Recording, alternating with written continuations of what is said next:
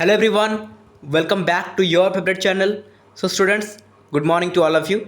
Dear students, आम आज देखा जाऊँचे आपर गोटे आज एग्जाम फाइनाल सेट तो आज आप रही इकोनॉमिक्स एग्जाम या पूर्व अलरेडी आम सिलेक्शन क्वेश्चन देखी सारी महामाराथन कर सारी सबकि कर सारी बट एबे आम देखा जाऊँचे गोटे फाइनाल सेट जो थी कि क्वेश्चन आपंकर एग्जाम हॉल आप देखिए से भाया किसी क्वेश्चन को लेकिन गोटे सेट नहीं आसी सिलेक्टेड सेट एमसीक्यू गोटे जगह आनी 2 मार्क अलग जगह 3 मार्क अलग जगह लंग क्वेश्चन अलग जगह सबकि को मिक्स करके सिलेक्टेड जिन गुड़ाक नहीं आसी जोड़ा आप एग्जाम हॉल देखिए केवल से भाया क्वेश्चन किसी नहीं आसी डिस्कसन करवा जमा भी लेट करवानी चलते आरंभ करिए फास्ट क्वेश्चन कौन हम फास्ट क्वेश्चन राइट आंसर कौन हो क्वेश्चन देखो गोटे द्रव्यर अधिकरू अधिक उपभोग कले गोटे द्रव्यर अधिकरू अधिक उपभोग कले सीमांत उपयोगिता बा प्रांतीय उपयोगिता कौन हुए गोटे द्रव्य को जब आम अधिकरू अधिक उपभोग करवा कौन हो ऑब्वियसली ह्रास पाइब ठीक अच्छे नेक्स्ट आय वृद्धि हेले अतिरिक्त मुद्रा आयर सीमांत उपयोगिता कौन हुए जदि आय वृद्धि होती अतिरिक्त मुद्रा आयर सीमांत उपयोगिता आपर ह्रास पाइब ठीक अच्छे ह्रास हुए राइट आंसर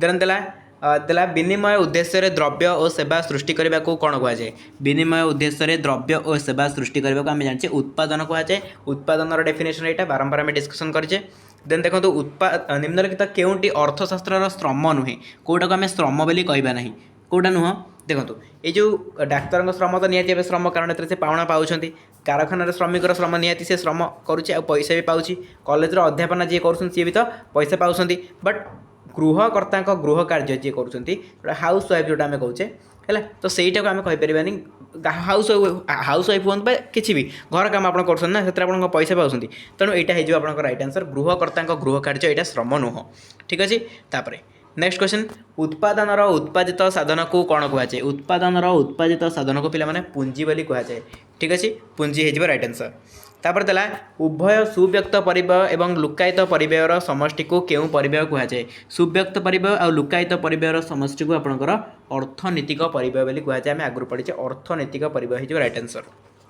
ठीक अच्छे तो पे जहाँ भी क्लासेस है सबकि देखिए जदि ता सहित जी प्राक्ट करा करेंगे किसी टेंशन नहीं एग्जाम बहुत बढ़िया जी आज ठीक अच्छे नेक्स्ट क्वेश्चन जी साधनर मालिक उत्पादनकारी को साधन मान जोगाण करने बेले अनुभव करुवा श्रमिक अनुभव करवा परिश्रम कष्ट आस्वच्छंद्य जंत्रणा निरानंद पे मैंने कही यही जिन गुड़ाक आसो मैंने कि ना आखि बुझिकी आप मारे कौन वास्तव परिव्यय ठीक अच्छे यही जिन गुड़ाक आसो मैंने डायरेक्टली आप मारे वास्तव परिव्यय ठीक अच्छे तापर उपलब्ध विकल्प कर व्यय को केउं परिव्यय कहुए केउं परिव्यय यहाँ कहुए आंसर हो कौन विकल्प परिव्यय ऑब्वियसली विकल्प कराऊँ ना तेणु विकल्प परिव्यय तापर स्थिर बा अपरिवर्तनीय परिव्यय को कौन कहुए स्थिर बा अपरिवर्तनीय परिव्यय को कौन कहुए यस अतिरिक्त परिव्यय बोली कहुए तापर जो बजार स्थित में गोटे द्रव्यर एकमात्र विक्रेता थाए ताकू कौन कहुए जब गोटे मात्र विक्रेता रहा कौन कह एकाधिकार कह सिंपल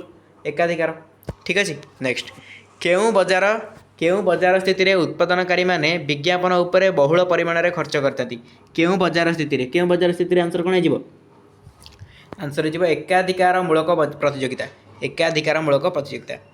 केउंटी शुद्ध प्रतियोगितार वैशिष्ट्य कौटा पे मैंने हाँ ऑब्वियसली शुद्ध प्रतियोगितार बहुसंख्यक प्रतिष्ठान थाए समजातीय द्रव्य भी थाए और प्रतिष्ठान मानकर अबाध प्रवेश और प्रस्थान भी थाए तेणु आंसर हो उपरलिखित समस्त ठीक अच्छे नेक्स्ट क्वेश्चन अर्थशास्त्र रे बजार कौन ना निर्दिष्ट द्रव्यर क्रेता और विक्रेता मध्य संपर्क को अर्थशास्त्र रे बजार बोली कहुए तापर केउं अर्थनीति अर्थव्यवस्थार सामग्रिक चित्र प्रदान करता है कौ अर्थनीति आंसर कौन हो ऑब्वियसली सामग्रिक कहला माने समष्टि अर्थनीति है एकक यदि पचार आप लिखिता कौन व्यष्टि अर्थनीति तापर केउंटी सामूहिक चाहिदार अंतर्भुक्त नुहे सामूहिक चाहिदार कौटा अंतर्भुक्त नुहे यस राइट आंसर हो आमदानी चाहिदाटा सामूहिक चाहिदार अंतर्भुक्त न थाए नेक्स्ट देला देखो जदि बजार दर में नीट घर उत्पाद 5000 कोटी टंका स्थायी पुंजीर उपभोग 1200 कोटी टंका हुए तेज बजार दर में मोट घर उत्पाद केते तो ये क्वेश्चन गुड़ाक अलरेडी मुझे डिस्कसन करेची जो नेशनल इनकम गोटे क्लास करी से सबकि डिस्कसन अलरेडी करदेली एंड यही क्वेश्चन को पर्टिकुलाली भी डिस्कसन करेची केमी आंसर 6200 कोटी टंका है ता भी बुझेची नेशनल इनकम उपर मुझे अलरेडी क्लास कर डिटेल्स क्लीयर करेची सूत्र देती आपको सहित क्वेश्चन प्रैक्टिस करेची मैथ माने भल भाव बुझे मैथ प्रैक्टिस करेची बेसिक कॉन्सेप्ट बुझे सबकि करदे गोटे क्लास रे पाखापाखि 23 मिनिटर क्लास नेशनल इनकम तेणु मुझे एटी एत एलाबोरेट करूना से जिन गुड़ाक ठीक अच्छे आंसर हो खाली जानतु 6200 कोटी टंका। ये जब बस कि आंसर डिस्कसन करेंगे किसी लाभ हेन टाइम बहुत वेस्ट हम कारण मुझे अलरेडी डिस्कसन कर सारी। प्रযোज्य व्यक्तिगत आय कौन प्रযোज्य व्यक्तिगत आय आपंकर कौन हो हाँ यहाँ सूत्र होची कौन व्यक्तिगत आय माइनस प्रत्यक्ष कर माइनस सरकार को प्रदान कराया विविध देय या आम डिस्कसन करें जो मैंने देखिए जानते केउटी जो मैंने देखी ना भी टाइम जब अच्छी वीडियो सेक्शन जाई चेक कर अपलोड करी निम्नलिखित मध्य केउटी अधिक सुध मिले कौन अधिक सुध मिले कौन हो मियादी जमार अधिक सुध मिले तापर जो परिसंपत्ति तरल होते वास्तव मुद्रा परी तरल हो न था सेगुड़ी को क्यों मुद्रा कहुए क्यों मुद्रा कहुए सेगुड़ी को निकट मुद्रा कहुए ठीक अच्छे। नेक्स्ट क्यों बैंक को अंतिम पर्यायर ऋणदाता भाव में नामित को बैंक को केंद्रीय बैंक आंसर हो कौन केंद्रीय बैंक हूँ अंतिम पर्यायर ऋणदाता ठीक अच्छे। नेक्स्ट सरकार आनुमानिक आय और प्रस्तावित व्ययर वार्षिक वित्तीय विवरण को कौन कहुए वार्षिक वित्तीय विवरण को मैंने बजेट बोली कहुए ठीक अच्छे। बजेट सरला ये थे आपंकर 21टा एमसीक्यू देखिले एबे देखिए आम 2 मार्किया क्वेश्चन देखो स्थानगत उपयोगिता कौन कौन से द्रव्य व सेवार स्थान परिवर्तन करी जो उपयोगिता वृद्धि कराए ताकू स्थानगत उपयोगिता कहुए। उदाहरण स्वरूप द्रव्य को यार उत्पादन स्थान बजार को स्थानांतरित करी यार उपयोगिता वृद्धि कराए सेपरी कौन से द्रव्य को यार अधिक उत्पन्न होता स्थान कम उत्पादन कि उत्पादन हो ना स्थान को स्थानांतरित कर यार विनिमय मूल्य वृद्धि कराई पारे। ये पे बुझेनि मुझे कारण आम प्राक्ट करुचे कौन ना फाइनाल क्लास आम नौचे एवं आम बुझा जिन किसी ना जहाँ बुझे बहुत आगुरी आप क्लास कर डिटेल बुझे सब जिन गुड़ाक एवं फाइनाल खाली रिविजन कर चलचे किसी समय भितर आम एग्जाम स्टार्ट हम तो किसी समय पर किसी घंटा पर आम एग्जाम देवाक जावा तेणु ए खाली फाइनाल आम रिडिंग मारी मारी चलचे मैंने सब जिन माइंड को आसीजा दरकार पुणी थे। अच्छा अर्थनैतिक द्रव्य कहले कौन बुझ विनिमय मूल्य थिबा द्रव्य समूह को अर्थनैतिक द्रव्य कहुए। अर्थनैतिक द्रव्यर जोगाण चाहिदा तुलन में कौन होता है सीमित यार उत्पादन क्षेत्र में मनुष्यर अवदान रही स्वल्पता दृष्टि अर्थनैतिक द्रव्य पर उपभोक्ता को दाम देवाक पड़ता है तेणु अर्थनैतिक द्रव्यर उभय व्यावहारिक और विनिमय मूल्य रही आम चारिपटे थिबा समस्त द्रव्य जो आम दाम दे था सेगुड़ को अर्थनैतिक द्रव्य बोली कहुए ठीक अच्छे। तापर चाहिदार परिवर्तन कले कौन बुझ कौन से द्रव्य पर चाहिदा द्रव्यर दर व्यतीत अन्य अनेक उपादान द्वारा प्रभावित होता है यही अन्य उपादान मानक मध्य गोटे अधिक परिवर्तन हेले चाहिदार परिवर्तन होता है यह फल चाहिदा रेखार अवस्थित परिवर्तन घटी यह बाम को डाण को बुझी था पे क्वेश्चन बोधे आपंकर यूनिट 2 मैंने कौन इलास्टिसिटी ऑफ डिमांड पूर्व आसूँ कौन क्वेश्चन टे स्किप कर छाड़ क्वेश्चन मतलब लगे आसबनी यहाँ इंटरनल पोर्सन में जाऊँगी पारी। नेक्स्ट क्वेश्चन जी चाहिदार स्थितिस्थापकता ये आसो निहती भाव कारण प्राइज इलास्टिसिटी ऑफ डिमांड आपंकर आसूँ तो चाहिदार स्थितिस्थापकता आसो। अच्छा ये देखो चाहिदार अन्य उपादान अपरिवर्तित रही द्रव्यर दर एक निर्दिष्ट हार में परिवर्तन होगा जो चाहिदार परिमाण में घटुवा परिवर्तन मात्रा को बा चाहिदार घटुवा संकोचन बा प्रसारण मात्रा को चाहिदार दर स्थितिस्थापकता कहुए। साधारणतः चाहिदार दर स्थितिस्थापकता कहले चाहिदार स्थितिस्थापकता को बुझाए। सीमांत उपयोगिता कौन कौन से द्रव्यर एक अतिरिक्त एकक उपभोग फल से ही द्रव्यर मोट उपयोगिता जिते परिमाण में वृद्धि पाए ताको सीमांत उपयोगिता बोली कहुए। उत्पादन कौन उपादान गुड़िक साधन गुड़िक कौन उपयोगितार सृष्टि को उत्पादन कहुए। कौन सी वस्तुरे उपयोगिता संजोग बा सृष्टि करने उत्पादन क्षेत्र में 4 गोटी मौलिक उपादान जोगाजोग 4 गोटी मौलिक उपादान योगदान अनिवार्य। यही उपादान गुड़िक परंपरागत भाव में 4 श्रेणी में विभक्त यथा भूमि श्रम पुंजी संगठन तो यही उपादान गुड़िक मध्य भूमिर जोगाण सीमित ठीक अच्छे। नेक्स्ट स्वल्पकालीन मोट परिव्यय कौन स्वल्पकालीन मोट परिव्यय कहले स्वल्पकाल होता स्थिर परिव्यय और परिवर्तनीय परिव्ययर समष्टि को बुझाई थाए। स्वल्पकाल स्थिर परिव्यय कौन सी परिवर्तन घटु ना बेले परिवर्तनीय परिव्यय परिवर्तन घटी थाए। सीमांत आय कौन उत्पादित द्रव्यर गोटे अधिक एकक बिक्री कले मोट आय जो अतिरिक्त आय जोग हुए ताको सीमांत आय बोली कहुए। सीमांत आय आकलन पर निम्नोक्त सूत्र प्रयोग कराए गोटे एमआर इक्वल टू टीआर सूत्रटा हूँ कौन MR equal to TR N minus 1 बहुत थोड़ा डिस्कसन को करेचे। तापर पूर्ण प्रतियोगितार जेकोसी 4 गोटी वैशिष्ट्य देखो असंख्य क्रेता विक्रेता समजातीय द्रव्य प्रतिष्ठान गुड़िकर अबाध प्रवेश और प्रस्थान बजार परिस्थिति संपर्क में संपूर्ण ज्ञान। तापर स्वल्पकाल कौन जो समय मध्य प्रतिष्ठान गुड़िक जोगाण को परिवर्तित चाहिदा सहित समतुल करने को असमर्थ हुअन्ति ताको स्वल्पकाल कहुए। स्थापित स्थायी साधन को उपयोग करी एही स्वल्पकाल रे जोगाण वृद्धि करा जाय थाए। एही काल मध्य शिल्प को नूतन प्रतिष्ठान प्रवेश करि पारे नाही। व्यक्तिगत प्रयोज्य आय जो आय सरकार को प्रदत्त आयकर और पुंजीकर पर व्यक्ति पाखे बड़का रहे ताको व्यक्तिगत प्रयोज्य आय बोली कहुए। व्यक्तिगत आयरु प्रत्यक्ष कर और विभिन्न सरकारी देय को वियोग कले व्यक्तिगत प्रयोज्य आय मिलता है। अतएव व्यक्तिगत प्रयोज्य आय केमती बाहर ना व्यक्तिगत आय माइनस प्रत्यक्ष कर माइनस अन्य सरकारी पाउना है। एमसीक्यू रे एटा पचारुचे एमती क्वेश्चन ठीक अच्छे ये जो सूत्रटा। तापर समष्टि अर्थनीति कौन अर्थनीतिर जो शाखा अर्थव्यवस्थार सामग्रिक कार्यकलाप को अध्ययन करे एवं सही अर्थव्यवस्थार सामूहिक अर्थनैतिक एकक संपर्क में अनुशीलन करे ताहाको समष्टि अर्थनीति कहुए। अर्थात अर्थव्यवस्था सामूहिक उत्पादन नियोजन दर स्तर निर्णय करुवा उपादान शक्तिगुड़िकर अध्ययन को समष्टि अर्थनीति बोली कहुए। वास्तव मुद्रा कौन जो मुद्रा द्वारा क्रय विक्रय और पाउना परिशोध होता है ताको वास्तव मुद्रा कहुए। प्रचलित विभिन्न मूल्यर कागज और धातु मुद्रा वास्तव मुद्रा सुतरां विधिग्राह्य वास्तव मुद्रा धातव मुद्रा कागज मुद्रा आकार में प्रचलित हुए। देन देला बजेटर प्रकारभेद लेख।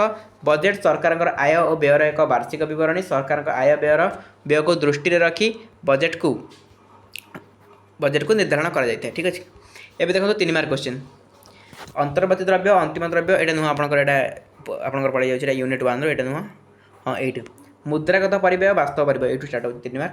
देखो उत्पादनकर्ता एक निर्दिष्ट परिमाण में द्रव्य उत्पादन करने जो मौद्रिक व्यय बहन करें मौद्रिक परिव्यय आख्या दि जाए। श्रमिक को दि जाता मजूरी कंचामाल करने व्यय शुद्ध बाबद खर्च टिकस बाबद व्यय इत्यादि होची मौद्रिक परिव्ययर उदाहरण। अन्य पक्षे उत्पादनकारी मानक साधन जोगाई देला बेले साधन मालिक माने जो आश्वस्ति जंत्रणा निरानंद अनुभव करथांती एवं सही हेतु से जो उपयोगिता हराई थांती ताको वास्तव परिव्यय बोली कहा जाए। तापरे हाराहारी आय और सीमांत आय भितर पार्थक्य प्रति एकक द्रव्य प्रति पावना को हाराहारी आय कहुए। वास्तव समस्त द्रव्य परिमाण विक्रय लब्ध पावना को द्रव्य परिमाण द्वारा भाग कले हाराहारी आय मिले।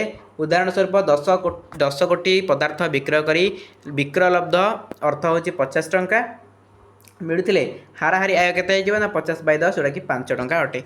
दर समान थिले दर और हाराहारी आय समान हुए तेणु प्रत्येक प्रतिष्ठान हाराहारी आय रेखा और चाहिदा रेखा एक होता है। उत्पादित द्रव्यर अतिरिक्त एकक बिक्री कले मोट आय रे जो अतिरिक्त आय चोक हुए ताको सीमांत आय कहुए। सांकेतिक भाषा जब कह प्रांतीय आय इक्वाल टू माने MP equal to TRN minus TRN minus 1। पूर्ण प्रतियोगिता आउ एकाधिकार पूर्ण प्रतियोगिता एकाधिकार देखो पूर्ण प्रतियोगिता बाजार में विपुल संख्यक क्रेता और विक्रेता उपस्थित था। बाजार में बिक्री होता द्रव्यर प्रत्येक एकक सर्वत भाव सामान एवं एहार अनेक स्थानापन्न विकल्प उपलब्ध होता है। एक निर्दिष्ट समय द्रव्यर दर बाजार में सामान थाए प्रतिष्ठान बाजार दर उपर कौन कर्तृत्व न थाए। ये पॉइंट रहा एपटे हाँ आहरी अच्छी देखो प्रतिष्ठान दर ग्रहणकारी अटंती बाजार में नूतन प्रतिष्ठान मान प्रवेश और प्रस्थान उपर कौन कटकणा न थाए। प्रतिष्ठान गुड़िक एक आनुभूमिक सरल चाहिदा रेखार सम्मुखीन होता। देन एकाधिकार पटे कौन लिखे एकाधिकार पॉइंट गुड़ा देखो बाजार में एकमात्र विक्रेता और विपुल संख्यक क्रेता उपस्थित था। बाजार में निकट स्थानापन्न विकल्प नथिबा एक अन्य द्रव्य उपलब्ध होता है। एक निर्दिष्ट समय द्रव्यर दर सामान थिले मध्य अन्य समय द्रव्यर भिन्न भिन्न दर परिलक्षित होता है। प्रतिष्ठान बाजार दर उपर यथेष्ट नियंत्रण थाए। प्रतिष्ठान दर निर्धारक अटंती। शिल्प मध्य प्रवेश पर नूतन प्रतिष्ठान गुड़िक अत्यधिक कटकणार सम्मुखीन होता। प्रतिष्ठान बामरू डाहण को निम्नगामी चाहिदा रेखार सम्मुखीन होता ठीक अच्छे। तापर मोट घर उत्पाद और मोट जातीय उत्पाद देखो मोट घर उत्पाद कौन मोट घर उत्पाद एक राष्ट्रर घर भूखंड परिसीमा भितर एक निर्दिष्ट वर्ष में उत्पादित होता अंतिम द्रव्य और सेवार मूल्य को बुझाए। मोट घर उत्पाद मोट जातीय उत्पादर एक अंश अटे। मोट घर उत्पाद केवल घर भूखंड मध्य होता उत्पादन को अंतर्भुक्त करे। मोट घर उत्पाद विदेशागत नीट साधन आय को माने हिसाब कर न थाए। मोट जातीय उत्पाद कौन मोट जातीय उत्पाद एक अर्थव्यवस्थार एक वर्ष में उत्पादित होता अंतिम द्रव्य और सेवार सामग्रिक मौद्रिक मूल्य और नीट विदेशार्जित आयर समष्टि को बुझाए। मोट जातीय उत्पाद एक व्यापक शब्द। मोट जातीय उत्पाद समस्त नागरिक बा आदिवासी उत्पादन को अंतर्भुक्त करे। मोट जातीय उत्पादर विदेशागत नीट साधन आय को अंतर्भुक्त करे सरला।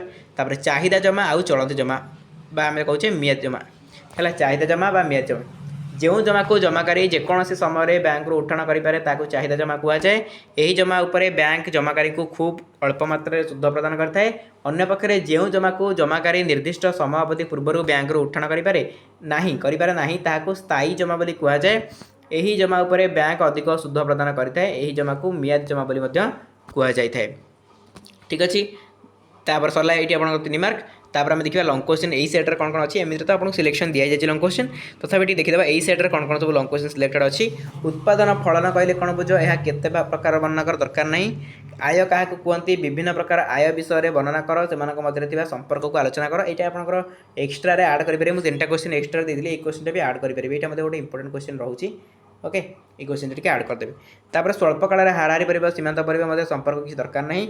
चाहिदा परिवर्तन किपर बजार को प्रभावित करने दरकार नहीं। व्यय पद्धति जातीय आय दरकार नहीं पड़े नहीं एंतिया। तापर मुद्रार संज्ञा प्रदान कर यार कार्यावली आलोचना कर। वेरी वेरी इंपोर्टेंट क्वेश्चन ये वर्ष अच्छी है। लास्ट यूनिट आपंकर मुद्रा केंद्रीय बैंक बहुत इंपोर्टेंट अच्छी भले देखिए जी। तो ये पे गोटे हाईली प्रोबेबल सेट आम जोटा कि डिस्कसन कले फाइनल सेट आशा करुँच आप हेल्पफुल होती एंड ये क्लास को अटेंड करवा। Thank you so much.